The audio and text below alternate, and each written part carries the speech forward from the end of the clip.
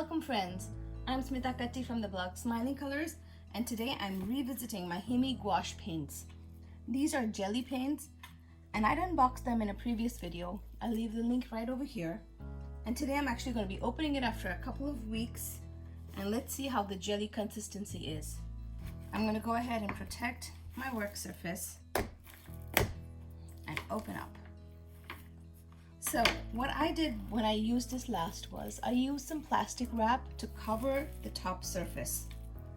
I don't know if you can see it here. I've wrapped it around twice, and because of that it's kind of messy over here. But I do believe the colors are all still jelly. So I'm going to unbox this and see. So I'm just going to quickly unwrap this here. Oh, the paints are all jelly, definitely jelly.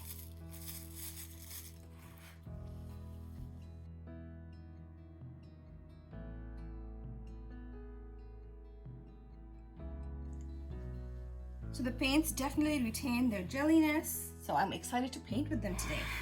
I'll be using my Canson watercolor book. I'm just going to use a page out of this sketchbook.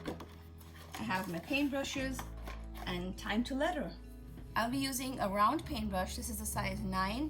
It's a nice chunky size because I want a nice bold lettering. I want to letter the words one thing at a time. I kind of have a vision of how I want it to look. I'm not going to do a pencil sketch or anything. I just want to do a quick quote today. So I'll dip my paintbrush in some water and I'll just use, I think, the black color to start with, and then I'll figure out what I want to do. So you want to have the paint on your paintbrush and you want it to be a little wet. You can't be too dry because then you can't letter with your paintbrush. I think this is dry, but let me just start and see. So let's do the O. That is definitely too dry. So let me take the palette out. Okay, so let's take some black paint onto the palette, add a couple of drops of water and thin it out. When you use a paintbrush for lettering, you want it to be moving. You want the paintbrush to glide. If not glide, at least move on the paper. Otherwise you will get like a rough look like this. I like this look, but not as rough as that. I need a little more color for my liking. Let's go over that. Much better. Again, it's still a little rough. The lines are kind of rugged. It's not even. And that's a look that I really like, especially for today in the mood I'm in. So let's continue with it. One, so let's go with the N. So your downstrokes, you apply more pressure. When you apply more pressure, you're kind of using a wider area of your paintbrush.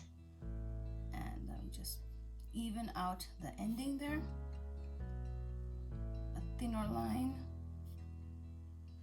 And a thinner upstroke. Okay, some more paint. And we want the E now.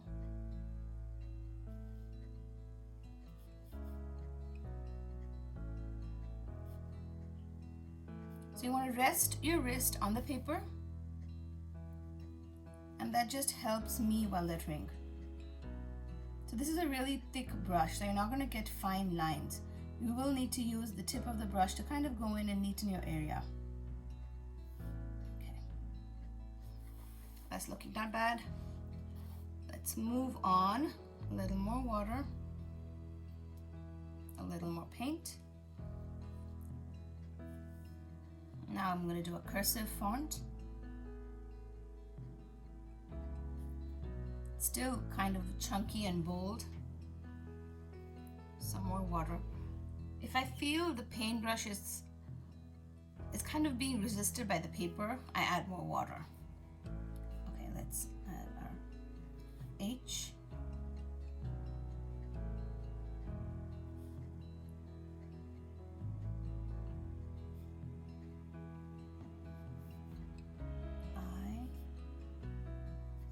I'm moving faster now because I have a grasp of how the brush and the paper are working. Okay. Again, I'm a quick letterer. It's kind of messy, but I think what's important for me is that I get the message out and I frame this so that I can look at it and remember to take one thing at a time.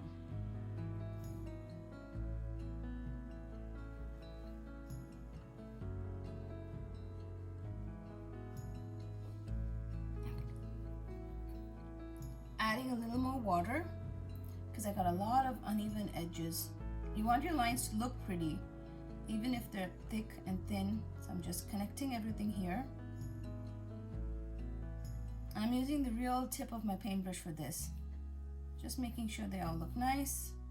Join this in. I think that looks okay.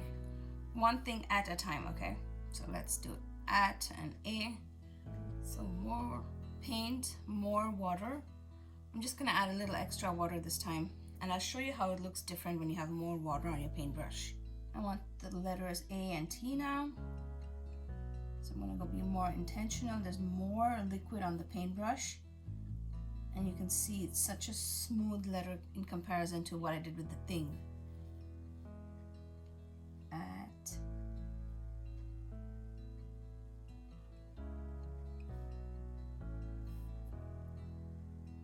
another A. Stop often, make sure you refill your paintbrush with paint. One thing at A, and I want the word time over here. Adding much more water to the black.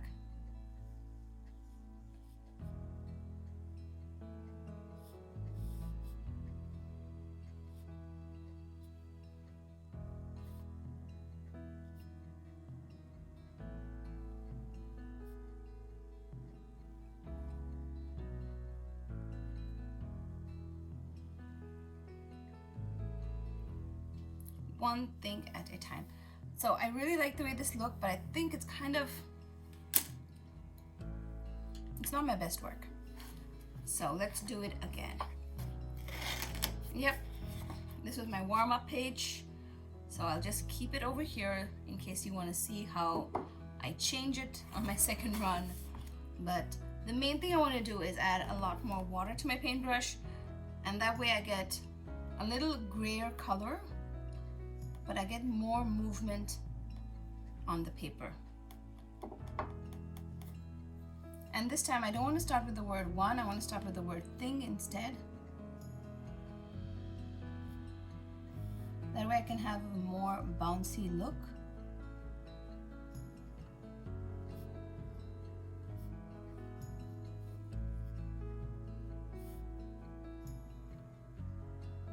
And I am not gonna add the down sender or the descender of the G as yet.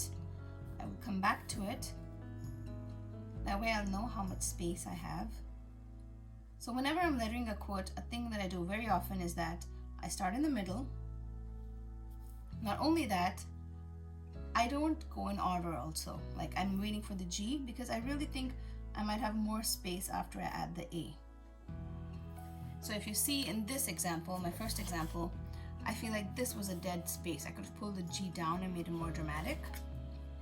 So we'll see what I can do here. And let's add the G. I don't have so much space this time, but I do have more than I thought I would. So much better. I'm running out of paint, so let's just remake our potion. Some paint, some water, more water. The more water is what's working best for me today. So one thing at A, I'm gonna need time. Before I do that, I know how much space I have on top now. So let me add my dot. And now it's tricky for me to go in and add the one because everything is wet. So let's just take our time and do this first before we go forward.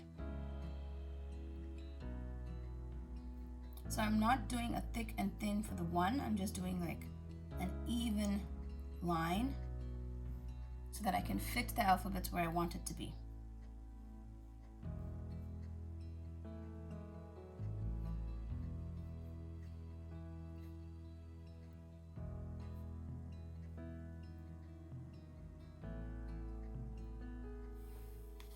So that fit in there nicely. If you see, compared to this is thick and thin, and I really didn't like the way that turned out in the end. So one thing at a time. Let's do the time now. I love a T. T is one of my favorite letters. H and K, not so much. Let's dot the I. We have an M. I used to be really bad at M as well, but I have practiced a little more, and I feel a little confident with it. Not quite as much as I'd like, but a little bit. And an E. And that is our quote for today. I love the second version much better than the first. Here's a side-by-side comparison. So the key here is that you add more water to your paintbrush than you think you need, and be careful, you really don't want to drop a glob of it onto the paper. Just connecting my A there. I love the way this turned out. I hope you give this technique a try, friends. You can use any paint that you have at home. A gouache paint, acrylic paint, watercolor, poster colors, it really doesn't matter. All you need to do is thin down your paint to a consistency that feels comfortable on your paintbrush. Try using any paintbrush that you have at home. It can be a chunky one, a thin one.